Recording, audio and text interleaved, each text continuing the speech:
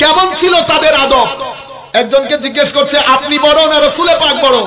এটা আমার নবীর চাচাকেও জিজ্ঞেস করেছেন, হযরতে আব্বাস রাদিয়াল্লাহু তাআলা আনহুকে। যেভাবে আমরা জিজ্ঞেস করি একজন আরেকজনকে বয়সে আপনি বড় না রাসূল বড়, আমরা হলে কি বলতাম? উনি বয়সে আমার চেয়ে 2 বছরের ছোট। কিন্তু জবাব দেখেন সাহাবায়ে কেরামের। আমি এই আদবের কথা বলছি আপনাদেরকে। সাহাবীর জবাব ছিল এরকম, বড়? আপনি বড়র কথা বলছেন? বড় তো রাসূলে পাক, সব দিক থেকে আমার নবী বড়। রয়ে গেল দুনিয়া থেকে আগে এসেছে। হ্যাঁ, আমি আসার সময় দুনিয়াতে একটু আগে চলে এসেছি। আনা আকদামু মিনহু ফিল মিলাদ ওয়া হুয়া আকবারু মিন্নি।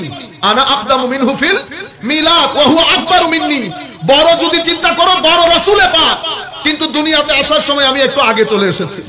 এটাকে কি বলে? আদব বলে। হযরতে জলিলুল কদর সাহাবী যায়েদ বিন আরকাম রাদিয়াল্লাহু আনহু অনেক বৃদ্ধ বয়সে ইন্তেকাল করেছেন। অজর দ্বারাই কান্নাকাটি করছেন।